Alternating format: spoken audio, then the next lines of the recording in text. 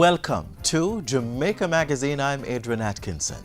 The future, tomorrow, weeks, months, years, decades from now. Who are we passing the baton to? Our children, of course. But what are we teaching them? Is it humility, strength of character, persistence? Are we doing enough to protect them? The only guarantee of the future being secure is if we play our part in countering the abuse our children face now. In today's magazine, we share with you ways through which you can do this. Stay with us. The news is next.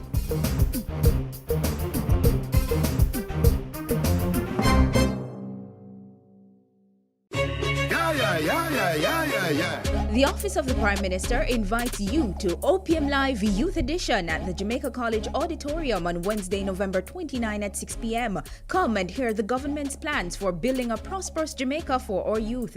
That's OPM Live Youth Edition at Jamaica College Auditorium, Wednesday, November 29 at 6 p.m. Brought to you by the Office of the Prime Minister, building a prosperous Jamaica. Everybody shout, yeah, yeah, yeah, yeah, yeah, yeah.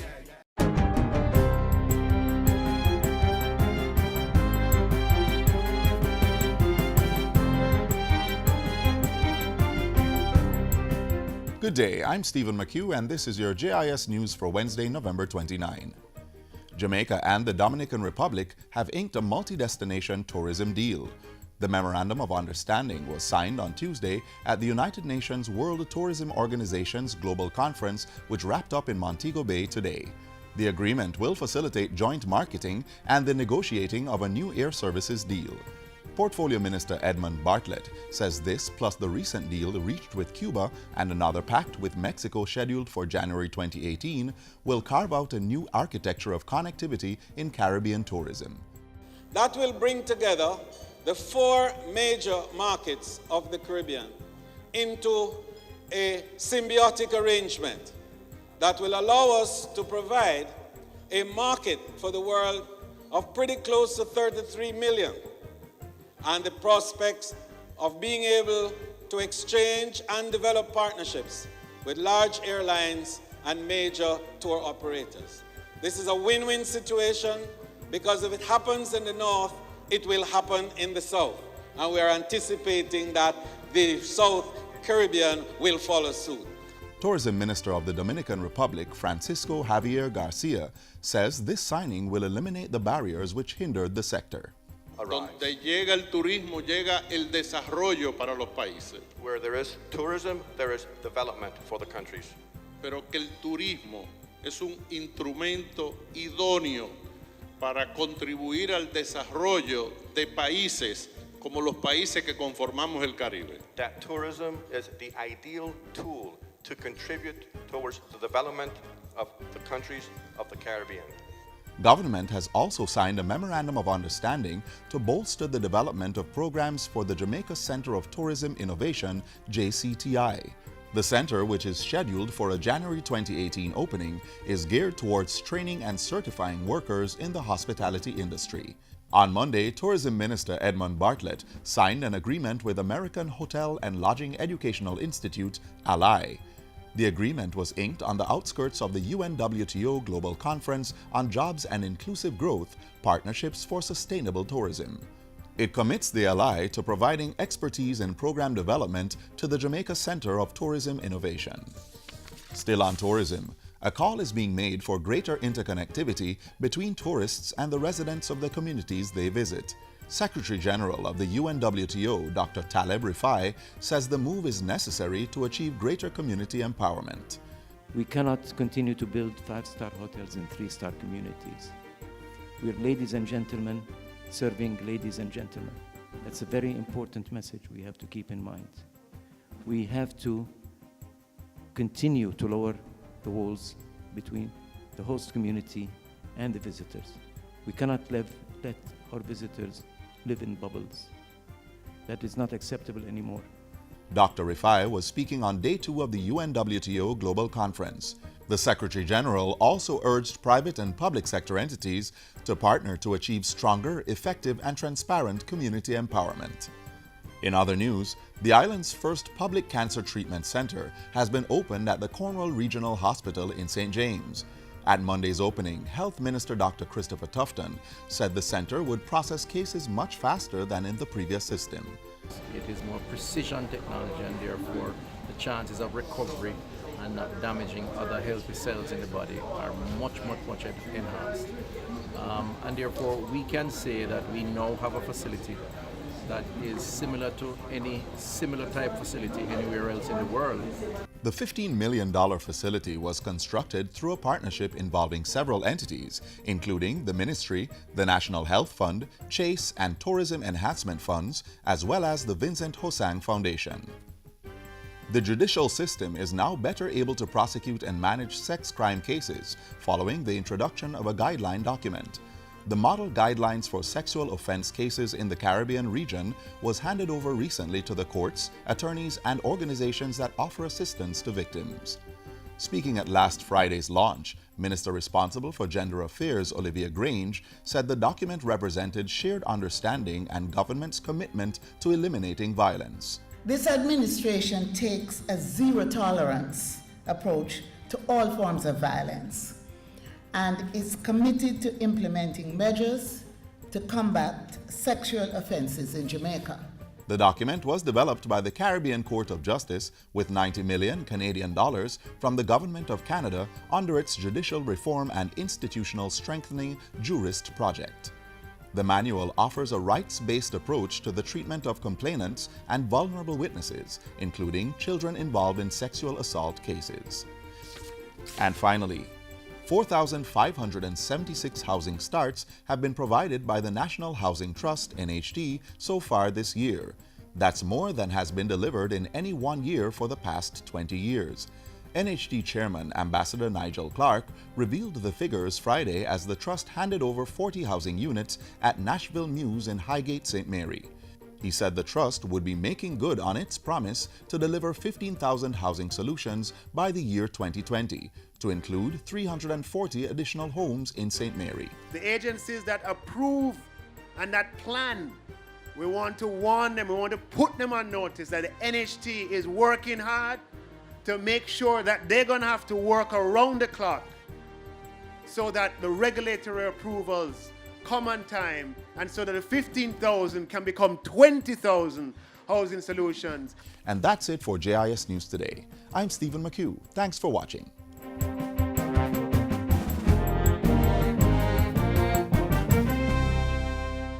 If you're watching the JIS, you're always in the know when it comes to government information. Keep watching, keep informed, and tell your friends. JIS, your #1 source for government info. There are far too many silent sufferers, not because they don't yearn to reach out, but because they've tried and found no one who cares. The government of Jamaica cares and has made provisions for the victims of violence and abuse. The issue of sexual assault against women and children, including rape, is a major concern for Jamaica. The government is working hard to not only put away the perpetrators of violence against women and children, but also to provide support to the victims. One organization which offers tremendous support to the victims of sex crimes is the Victim Services Division of the Ministry of Justice. Last year alone, the division provided assistance to more than 13,000 victims. The government provides this support for victims, and it will provide the support from the day you become a victim of crime. It will follow you through the process.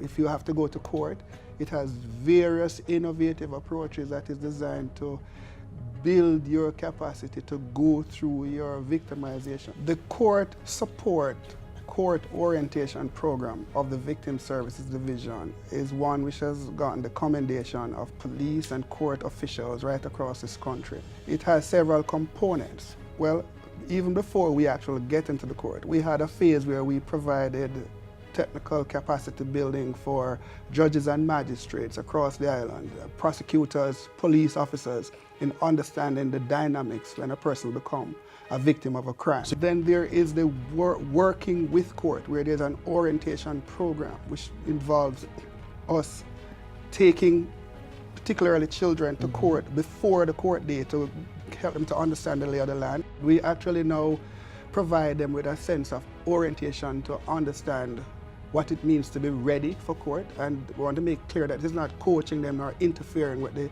evidence and the facts of the case. This is just dealing with the psycho-emotional and the realities from, going to court back and forth.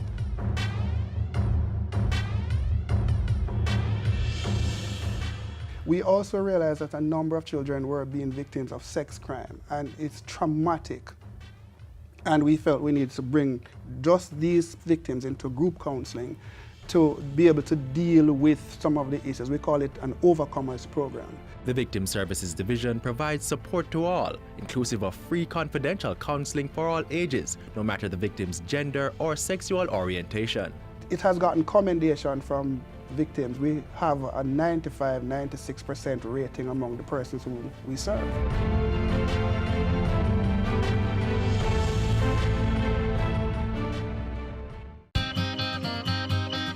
Cervical cancer, caused by the human papillomavirus HPV, is a major public health concern in Jamaica. Almost 50% of the women diagnosed each year die from this preventable disease. To prevent cervical cancer and save lives, the Ministry of Health is providing the bivalent HPV vaccine to girls ages 9 to 14 years free of cost. Parents, give your girls a fighting chance against this deadly disease. The bivalent HPV vaccine is safe and provides 90 to 100% protection against HPV type 16 and 18, which are responsible for most HPV-caused cancers. Call the Ministry of Health's toll-free line 1-888-1-LOVE or 1-888-663-5683 for more information, or email us at hpvinfo@moh.gov.jm.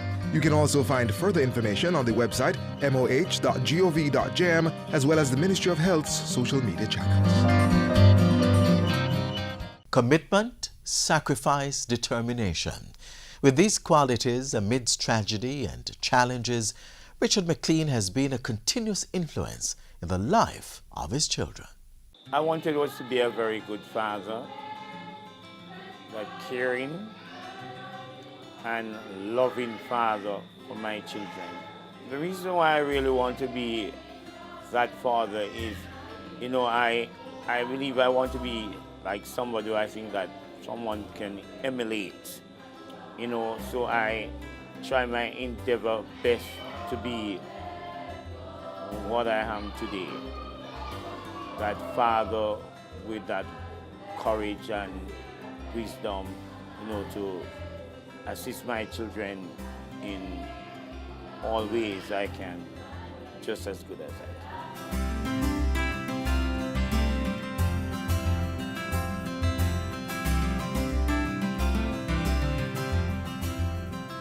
Daddy plays a very important role in our life, right? So he's like a mentor to us and those things, because he set a very good example.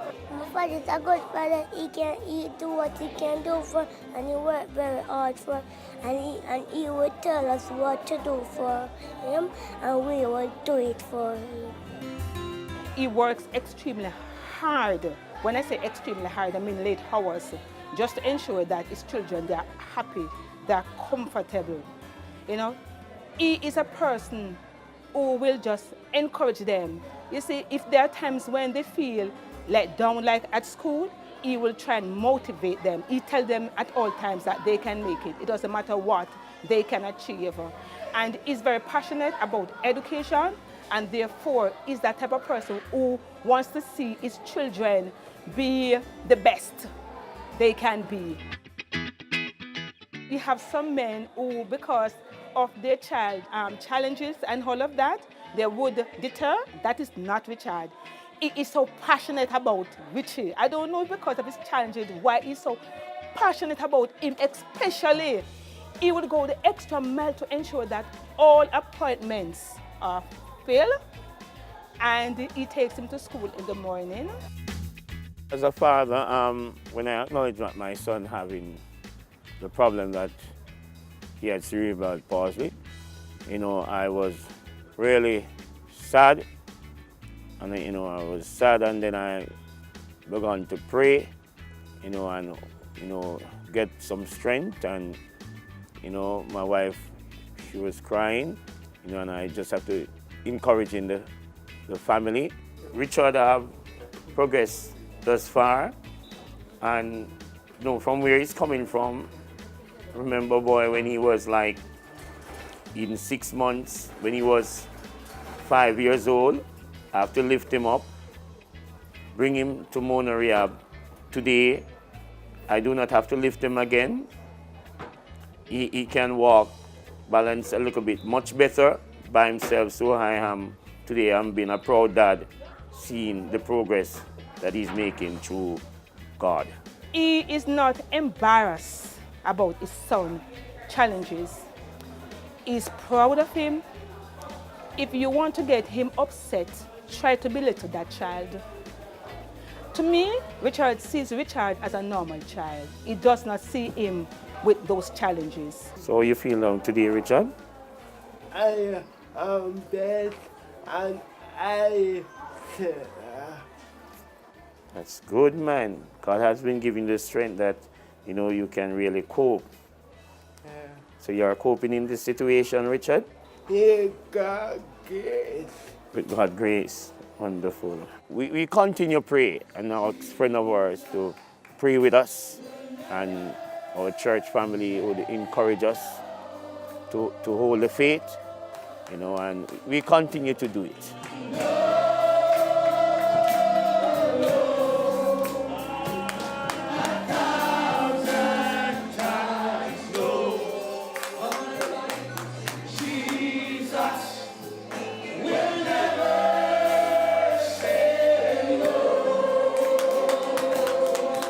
He's really a family man and he loves his children dearly. It goes without saying, this man loves his children dearly. He will get up in the mornings and prepare their breakfast. That's how dedicated he is. He will go the extra mile. It doesn't matter what it takes for him to let the family feel comfortable. That's the person you're looking at. And I really love him and I appreciate him for that. I think God has given me the best man in the whole entire world. He is really a great father and he's a great role model for his kids, great role model. And because of that, especially Richard, he loves church.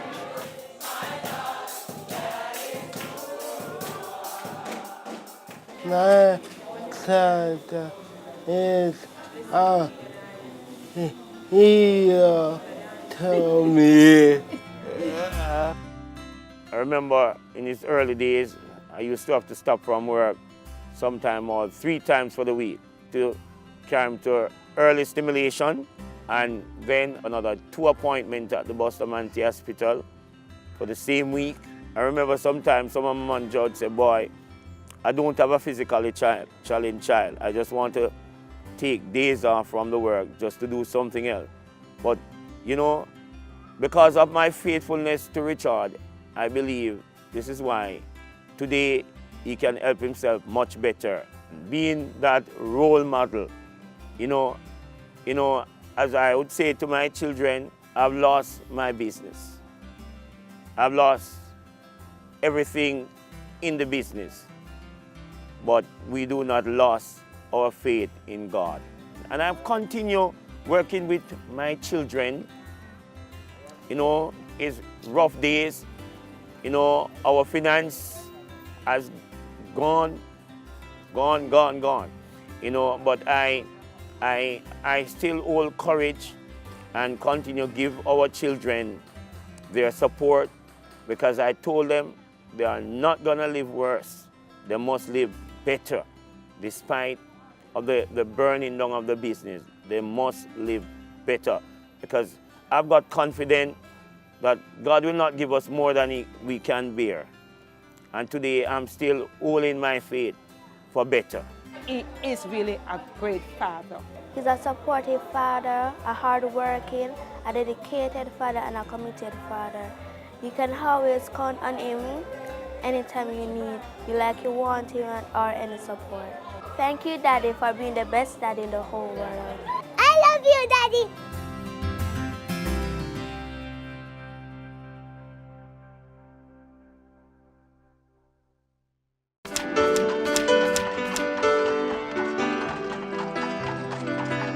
Mommy?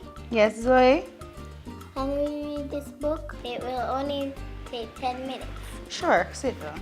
Every spring, Madame Angel Wing arranges. Do you have 10 minutes? Read with your child today. Reading with your children for just 10 minutes each day helps develop their language and listening skills, stimulates their imagination, and expands their understanding of the world. So, start reading with your child today. Child abuse. There are those we see because of social media, but that is just a small window into the greater battles our children are fighting. It's time to take action. Break the chain of abuse against our children. We must put light in those sad eyes. We all must right this wrong. Respect and love and hope must rise. Our resolve must be strong to break this cycle of abuse. We must replace the hate with our commitment to diffuse before it is too late. One day, one day, one day, one day. I am pleading to everyone in Jamaica to recognize that you have a role to play in highlighting our children and highlighting the crisis that they face. Among the many actions to be taken, our children should be taught from early the importance of making wise choices necessary to protect themselves from becoming prey to the numerous abuses that faces them on a daily basis. This awareness will also assist them in their time of trauma and need. It is our intention also as a committee to help individuals to recognize that breaking the chains of abuse that shackles the mind and bodies of its victims is the responsibility of everyone. It is therefore necessary that both homes and schools embark on a program that will teach our children how to identify a potential abuse, what action should be taken on their part, and the value of reporting. Parents should take an active interest in their children by listening to them and teaching them to be assertive in order to protect themselves. When an Ananda alert is issued for certain categories of children who go missing, then it will be set not only on our local traditional circles, but using Facebook, it will share with all Facebook Jamaica users right here at home. We're appealing for sponsorship from just about public, private sector individuals. If you're out there and you really want to do something for Jamaica's children, this would be a good opportunity. In addition to donating another $500,000 to this year's initiatives, the National Baking Company Foundation has set aside $4 million for a program geared at breaking the cycle of abuse and the risk factors associated with child maltreatment. The money will partially sponsor the 2-year program that seeks to, among other things, increase parent-child attachment, lower conflict, and increase parent knowledge on child development. Late intervention is costly to the nation as Jamaica spends money and resources trying to address social problems such as crime and antisocial behavior, substance abuse, youth inactivity, violence in schools, and child protection. Remember, every child is born into the world filled with immeasurable potential. And as a nation, we must ensure that all our children have the support they need to realize that potential. Regardless of where they're from, regardless of their circumstances, every child deserves to be cared for, to be cherished, and more importantly, to be kept safe. One day, one day, one day, one day. Throwbacks, dress, dance, music, all in celebration of our cultural heritage. Here are some highlights from last month's JIS Heritage School Tour in St. Catherine.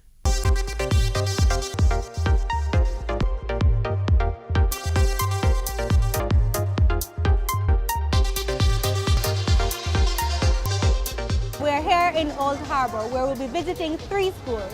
Today, we'll be educating students about our Jamaican heritage. I am Janisha Dugan.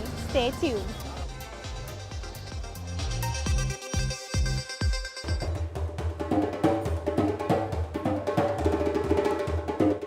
This is the JIS Heritage School Tour. Welcome to Old Harbour High School.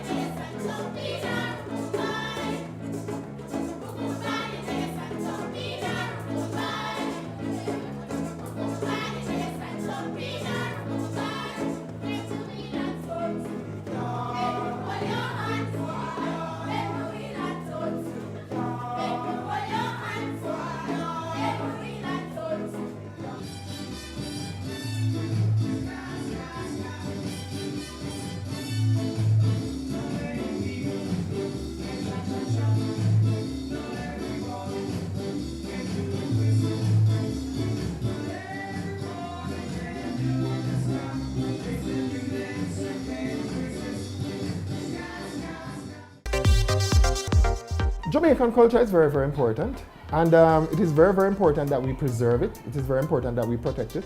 It is very important that we communicate it to our children.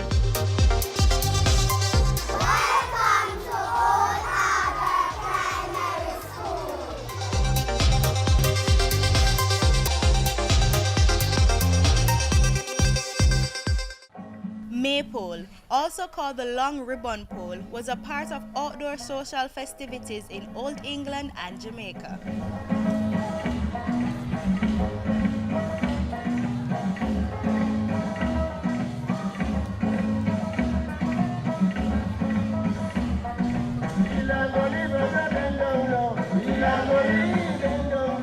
After showcasing our feature My Country Jamaica and presenting our posters and publications to the school, the students were eager to tell us about their favorite hero. My favorite hero is Marcus Garvey because he's a proud black Jamaican. None of the Maroons. She brought courage and strength to our country, and she's a brave and strong woman. My favorite hero is Paul Bogle. He led all of his friends and families just to Stony God so that he could make things right for his people.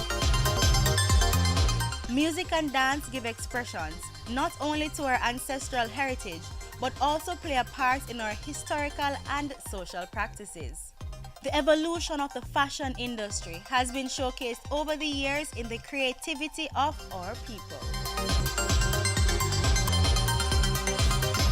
This has been the Old Harbour leg of the JIS Heritage School Tour. Until next time, thanks for watching.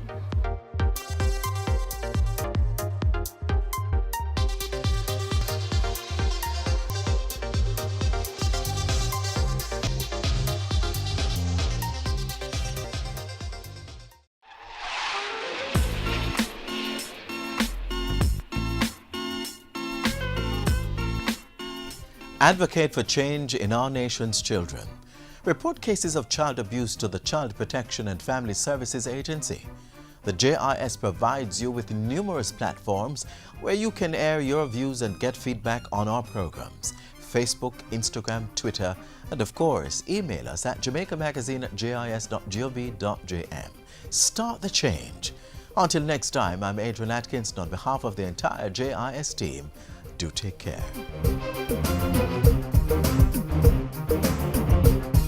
This has been a production of the Jamaica Information Service, the voice of Jamaica.